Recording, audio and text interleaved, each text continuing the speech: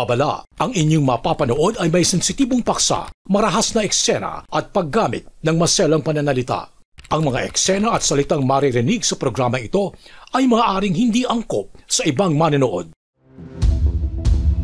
Dapatan pag yun misa mo amo. Kung gamay pamigkuha, sumbagong ko diri. Yatak-yatakan pa ko din eh. Alas 12 gabi, iyak ipukaw, kaya ito, iyak kong sugoon. Iyak kong katupuspusan, kung galit niya, huwag na ko isaan niya. Yung mga sa armas, igbunal. Ibunalan ko yung armas, manatuog ko, iyak ipukaw. Anong armas gamit ko? Yung 14. Sobrang salbay, sa mga mo. Agay siya kuhan, agay siya silutan. May mga sekreto siyang na ginawa sa mga asawa ng tauhan niya. Yung babae ng mga tauhan niya, gamitin niya pati bata mamba. Para palagi may huling isda, tinagamitan kami ng droga para hindi kayo makatulog. Yung tao lang doon yung mga salbahe na parang tumutubuan sila ng mga sungay.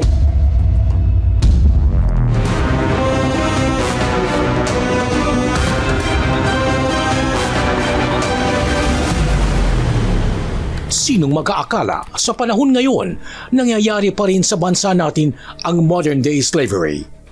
Ang episode na ito ay kombinasyon ng human trafficking at modern-day slavery sa pamamagitan ng illegal recruitment. Nakakakilabot ang matinding karahasan at pananakit sa mga biktimang inabuso at hinalay. Nangyari ito sa maliit na isla ng Tumalubak, 4 na oras ang biyahe sa barko mula sa Holosulu. Walang anumang uring komunikasyon tulad ng cellphone maliban sa handheld radio gamit ng mga suspect na nagbabantay sa kanilang mga bihag o biktima. Ilan sa mga biktima kasama ang kanilang asawa at anak naging bihag sa isla ng 7 hanggang 13 taon. Alamin ang kanilang malagim na kwento. Isa sa 400 malalaki at maliliit na isla na nakapalibot sa Sulu, ang isla ng Tumalubak. Ang pangunahing kabuhayan, pangingisda. Ang mga huling isda ibinebenta sa Holosulu at mga karatig probinsya. Sa sobrang liblib ng isla, walang anumang uri ng komunikasyon. Tanging mga amo lang daw ang may radyo, ginagamit para maibenta ang mga huling isda sa isla. Ang isla ng Tumalubak, maraming sikretong tinatago. Ang mga mangingisda nirekrut pa mula sa Bohol, Samar, Cebu at Zamboanga. Ang mga recruiter hinihikayat ang buong pamilya na sumama sa isla kapalit na malaking pera at pangakong magandang buhay sa isla. Ang pagre-recruit sadyang hindi dinadaan sa barangay upang walang makaalam. Sa isla, ang mga mangingisda sa pilitang pinapagamit ng iligal na droga upang makayanan ang hirap sa panguhuli ng isda. Ang mga bata naman, pilit na pinagtatrabaho, pinagbibilad ng mga huling isda sa isla. Ang tinuturong leader, si Jamang Amirul, ang pinakamalupit na amo na nangangasiwa sa isla ng Tumalubak. 3 araw bago isagawa ang rescue operation sa mga biktima ng human trafficking sa isla sa Sulu, nakipag-ugnayan sa bitag ang isang intel ng PNP WCPC Mindanao Field Unit. Agad kumilos ang bitag.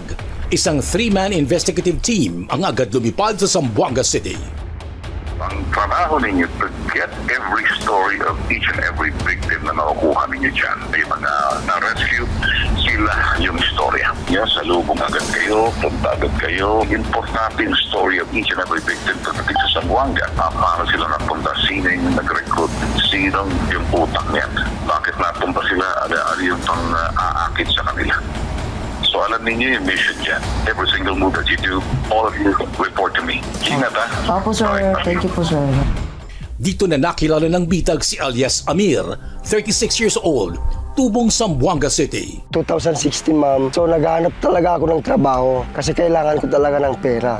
Araw na yun ma'am, medyo nagkasakit yung anak ko ma'am eh. May pumunta doon, kapitbahay ma'am. Sabi niya, gusto mo ba sumama, magtrabaho? Tinanong ko ma'am kung anong trabaho. Sabi nila, panguhuli daw ng isda. Pero hindi dito, doon sa Hulo. Pinakita sa akin yung pera, ma'am, 10,000. Sabi niya, kung gusto mo sumama, pwede lang dito yung pera, 10,000. Yung pinakitaan ako ng 10,000, hindi na magdalawa yung isip ko, ma'am. Sumama ako kaagad, ma'am. Kasi iniisip ko para magamot ko lang yung anak ko, ma'am. Kasi Hindi ko matiis, ma'am. Nakikita ko naghihirap yung anak ko, ma'am. Kaya sumama ko kagad. So pagdating ko doon, ma'am, walang relax-relax, ma'am. May laut kagad, ma'am. Nakapunta ako sa laut, ma'am. Nakatulog ako, walang huling isda, ma'am. Pinagalitan ako, sabi niya, bakit pagpunta mo doon sa laut, natutulog ka? Pinagamitan kami ng droga, ma'am, para hindi kayo makatulog. Opo, para palagi may huling isda. Doon na nagsimula, ma'am. Nalulung ako sa bisyo. Hindi sa araw-araw, ma'am, alas 3 ng hapon, gising na kayo, ma'am. Nagre-ready na kami ng mga gamit namin, pupunta doon sa laut. Pagdating doon, kailangan madilim. Kasi pag-araw, hindi kami nakakauli ng isda. Kasi tumatakbo yung isda pag-araw. Yung kita, ma'am, sa tagal ko doon, wala, ma'am. Hindi nga ako nakahawak ng pera. Kahit nga si Noynoy Aquino, hindi ko nakilala, ma'am. Yung tag 500, nakalimutan ko ng itsura na yun, ma'am. Bawat sisid, ma'am, lahat ng mga gamit namin doon, bigas, gasolina, pamain, lahat-lahat doon, ma'am. Pag kumukuha kami, lilista doon sa amin, ma'am. Kaya hindi kami mawalan ng utang doon. Palagi na lang may utang.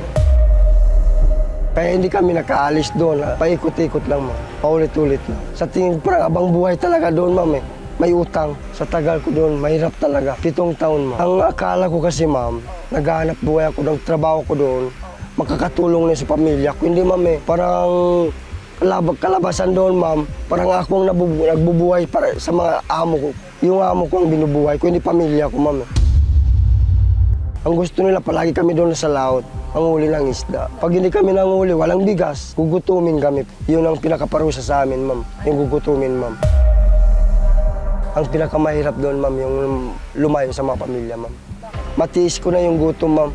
Pero hindi ko matiis yung malayo ko sa mga nakasawa ko, ma'am. Sa totoo lang, ma'am, dito sa Zamboanga, ma'am, nagtatrabaho ako ng construction worker. Hindi ko akala pagpunta ko doon sa isla, lalo nang mahirap talaga doon. Lalong mahirap na mahirap. Maganda yung isla, yung mga tubig. Kaso lang, hindi lang nila alam, ma'am, yung sa lugar na yun, lahat naghihirap. Kung gutom ang inabot ni alias Amir, si alias Rene na na-recruit mula Inabanga, Bohol ay ibang klaseng parusa ang natanggap mula sa kanyang amo. Impirno gitong lugar para namo. Gamayng sa, mudapat din sila. Ang batas nila, batas yun nila. Sunod lang yun, eh. Kung suway may silang patakaran, posible man mapatay, Sobrang salbay sa mga mo. Agay siya kuhan, agay siya silutan. Hindi mawasa kung una ko lang pag banapat siya sa akong anak ba. Okay lang na ako yung napatan. Hindi lang na akong anak. Nagserbisyo pa nila akong anak. Bata pa, nagtrabaho na nila. Ngayon, ila pag napatan, sobra ba? sakit kayo kong dugan. Nakaunahon na ako, manabla na lang sa ako lang dyan, gipungan ako kagulingon. Compressor man na among gigamit. Mao nga, bisag laom, bisag heboming delikado, amo lang yun ang pugson. Amo lang yun ang abton, haron may makadaghag kuha. Haron malipay among amo, kay maura po sistema ha, kay tablara man nilang gipatay, kay kung dili mi managat, dili man mi tagag bugas. Ang tsamba na lang amo ha, kung mapatay man ta sa kompresor, maura gyapon. Kung mabaw ta, patay ra gyapon, hindi man ta tagag kaon. Amino na ko. Bisan ako mo gamit ko. Ang paggamit ako, murag mahulog bitaw siya kanang mapugos lang. Kunya ang siyabo, maong ako dyan ang gimintin, mo gamit para na ako'y kusog, para makadaghang magikuha. Kay gabi-gabi mami mo loud.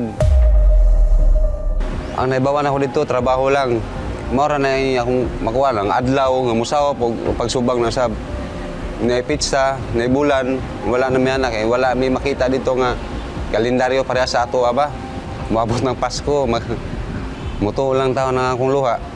Dapat unta, malipay ko kay naman ko anak duha, pero kuha nga akong kalipay kay di may kumplito. Unya, wa pag yung may preparar sa among Pasko. Matulog lang may mapasko. Si Gemma na mula Lapu-Lapu City, Cebu, sa kagustuhang makaahon mula sa pagkakasalanta ng Bagyong Odette, napilitang sumama sa isla. Yung bahay ko na nasira, ma'am, totally damaged. Wala kaming bahay, nakatira lang kami sa papa. Tapos 5 yung anak ko. Pagtapos ng audit, ma'am, nagpunta doon bigla si Busing Jamang. Nag-ingon siya na biyahe ka sa Hulo-Sulo, maganda doon, ganun. Ayaw ko talaga, ma'am, nag-iyak pa ako. Binigyan na ng pera ang asawa ko, ma'am. Pinasuli ko. Tapos nagsabi ang asawa ko na ba't di ka papayag, ito na ang pangarap mo na magkabahay tayo. Nag-offer sa amin ng pera, 40,000. Kaya nag-utang na kami, ma'am, para pagawa ng bahay. Tapos nagsama na kami sa kanya. Si Busing Jamang, ma'am, at saka yung asawa niya, doon na talaga sa isla tumira. Si Jamang, kalahati ng isla, siya ang naging leader doon kasi isang pamilya lang sila doon. Malungkot talaga yung isla, ma'am. Di ka gaano makita ng mga tao. Kami lang mga Bisaya doon. Yung Muslim doon, mga busing lang namin. May ibang amo din doon pag di maputas dagat, bali, suntukin. May iba, ganyan ng mga baril nila. Magdugo na sila. Yung iba naman na mga kuwan, yung Bisaya, hanapin nila, magtago, magdala sila ng mga baril. Kung may nanap silang Bisaya, napatayin nila.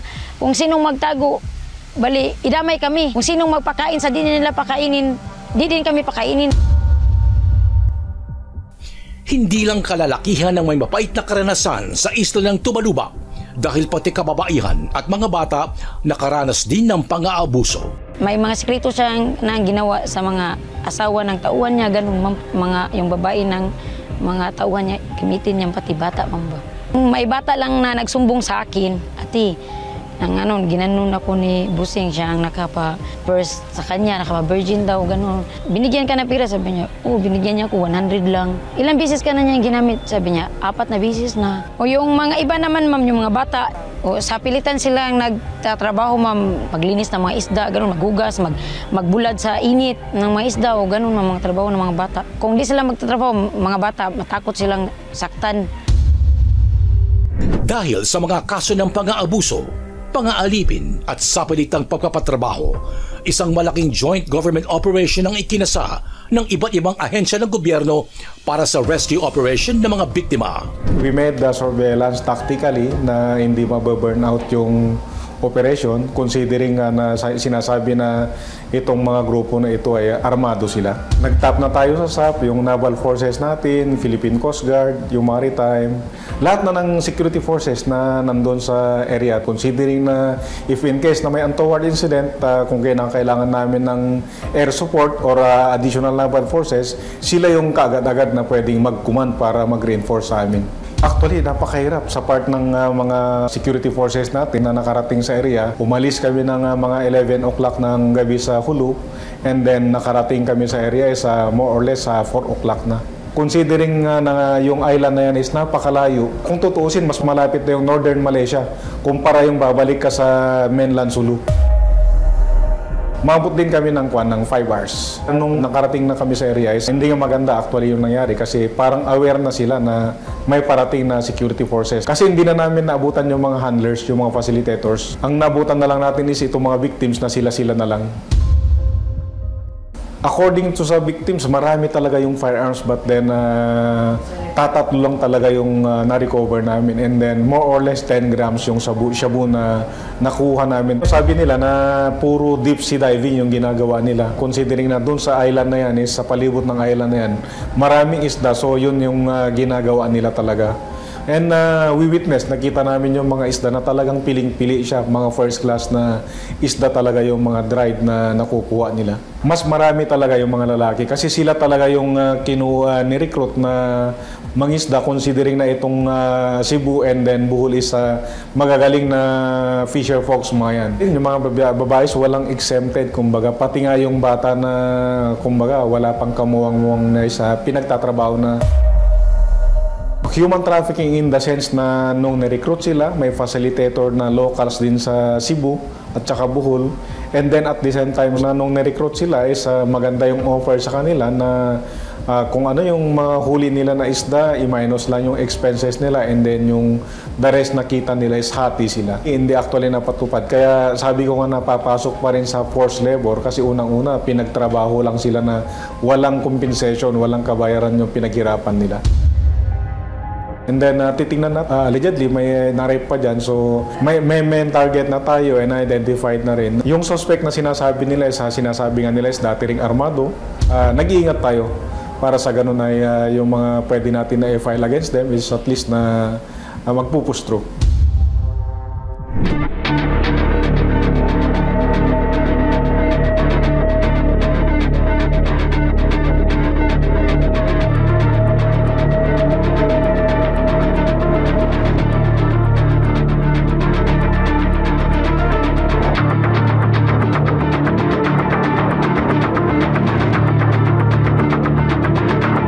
Habang nasa barko papuntang Cebu City, nakilala ng bitag ang dalawa pang mangingisda na nakaranas din ng pagmamalupit mula sa amo nilang si Jamang. Ano yan? Sa armas, yung bunal. Bunalan ko yung armas, tugo, yung ipukaw. Ano armas gamit ka? Yung 14. Balik kay Paulio, sa saan ako, natugro sa duyan. Ano ba, yung ipukaw, gabi, mga alas 12 gabi, yung ipukaw, kaya tulog, iya kong suguon. Iya mong katapuspusan, kung galit niya, huwag ko isaan niya. Ako kakuha niya, kay, kasi ako patyon ko yun niya ba. Iya ko kay, pabutan, langoy ko sa dagat, kuspi ka sa isla. Bahay, di ka muha yun. Mana ako tayo kuhan, manimaos ko niya ba. Iya kong kay, bahin, patarbahoon. So, papalawar ko, panagaton po ko. Kasi kasal ako na ikon ko niya, walik ko, di ko tagaan niya, piso. Mayam ta ko pagtarbaho niya, wam ko magbinuang. So, katoy, wam ko tagay kwarta, waya ko padadi akong anak.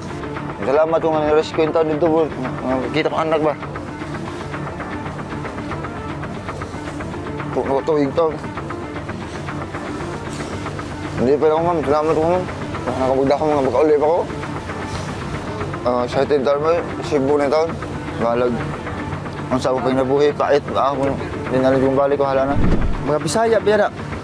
Nga, di ba may kakuha nila kay matahusog sila. Nga, punti rin nila dito. Vertical area na gusto dito. Pero tungod sa kawad na mo, sir, nasudlan din na muna ng peta. Gusto kayo na mong kuwan kay parang manangabuhi mi, pero ila pa may gilisulisod. Ila may gilisulisod ng mayo. Ilang gusto ba nila ba nga, pahimuslan mig mayo? Paano mig mayo? Kung saan yun mi, parang mamilyon sila. Nakakum sila nga paulion to. O paulion sa ko, akong anak ibilin. Pao, yapon, balik yapon mi. O pananglitan magay nga magkuha dyan silang tao. Ikuan dyan sa sabot, sa insaktong sabot yun ba? Sa kontrata niya, kuha nagpapel, di kaabot. Lami yun, makadatag sa di, makaipas sa di. Kinalan yun, paulion yun ang tao. Kaya na ako na yung mga pamilya sa kuan. Ilang balao dito mo?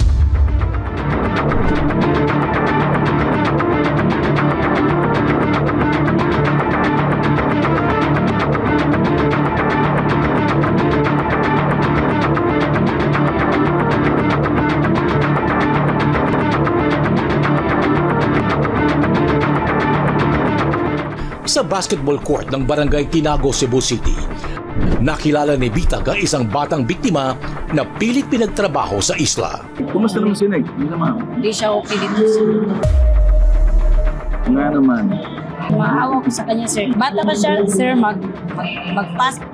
magpakas na siya, maghimbi, sir, ba? Magsisik ng isda, maghugas, magulan hanggang maghapon.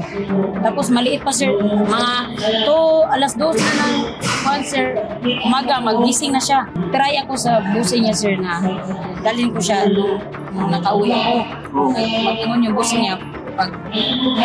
Dalhin ko daw siya, sir, ako daw mabayad utang ng mga agwa. Kilala mo magulang yan? Oo, kasi matagal kami nagkasama sa mga 6 na taon. Pero sila lang yung pamilya ang DOP doon. May 3 silang kapatid na nilibing doon. Bakit namatay? Namatay yung nagkasakit, di pa doktor ng busing. Pila ka tuig ka na? 14. 14 ka na? Ito na ang gusto niyo mong himuon ka ron. Hindi ka na Cebu. Kuha na mo dito, mag-school ako. Si alias Rene, na may pinakamalupit na karanasan sa isla, nakaharap din ni Bitag. Ginawa kayong parang mga alipin, pero may halong panluloko. Pinagsamantalahan kayo, siguro dahil sa kahirapan. Madalas ka bang saktan? Basta sa 13 ako katuig, sir.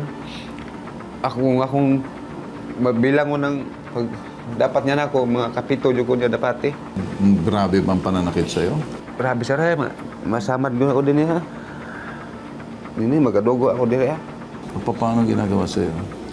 Murag iro sir ba? Atak-atakan ba? Apakan ka? Imbis na nakahiga na ba? Nakahiga ka na? Iya pa dyan kung panan. Apak-apakan ka? Ano nangyari? Hindi ka ba nag-isip na tumakas? Nag-isip sir, pero mahirap. Dili na ko mabuhat. Kaya naman ko anak. Ay diha naman akong mga anak ato. So may mga anak ka ba nang lumaki na sa isla? Na sir, 2. Ilang taon sila nung dumating sa isla? Ang kinabanghuran sir, upat na nakatuig. Si City. Una sila may ikuan ko nga dalaw ng pamilya. Isugot na po ko sir ba, kaya gimingaw man ko. Ang mao nang nisugot ko, kaya ilang ko na pasuklahon akong anak. Pero pagdating doon? Di ba, di. Sir, pasensya na magkailan ko sir. Okay lang. Maalala na ko ang kuan ba? Trabaho ka lang ng trabaho. Trabaho lang sir. May sweldo ka ba natatanggap? Anong binibigay sa'yo?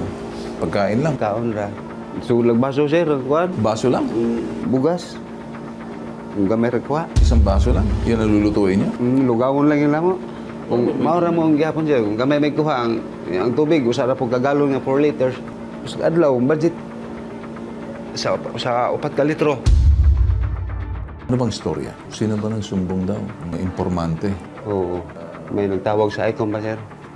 Na may radyo dito. May darating na. Pagkuhan, kung tayo mga alas 10 sa gabi nagkarakara ang mga tao dito, sir, ba? Mga Muslim. Dayon, naminaw ko kung sa ilang gisamukan. May nadungog na ko, sir. Nga, na akong nabal nga moabot. Lingon itong tao sa usa nga busing ang mga puil, hipusa. Mora ito nadunggan ako, sir. Pagka-dungog ko nga nabal, nalipay ko. Nag-atang sa ko, madunggo. Abi man lang ako, di lang ako makauli. So, inisip mo doon ka na mamamatay? Oo, okay. Marag naman ako. Maglaom ba?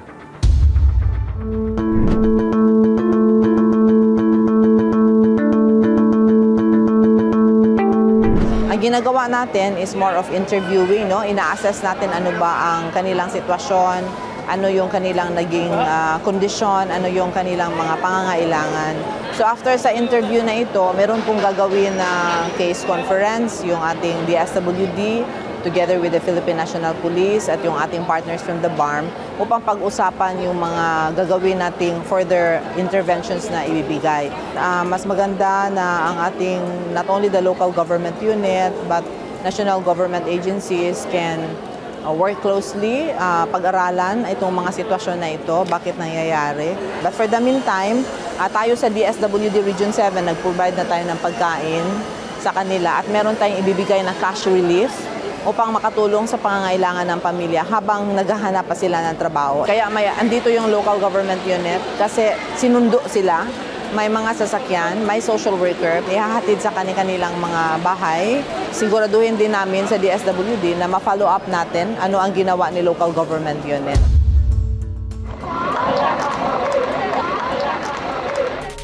Dahil sa iba't ibang klase ng pang-aabuso, sinampahan ng kasong labor trafficking and debt bondage, illegal recruitment at statutory rape ang 60 years old na si Jamang Amirul.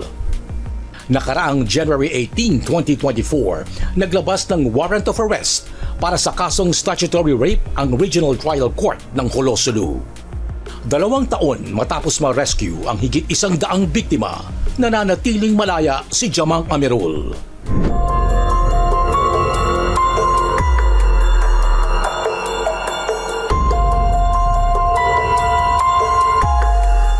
Pagmasdan maigi ang hugis ng kanyang muka, mata at bibig. Kung kayo ay may impormasyong nalalaman sa kinaroroonan ng wanted na si Jamang Amirul, agad ipagbigay alam sa bitag o makipag-ugnayan sa pinakamalapit na kapulisan.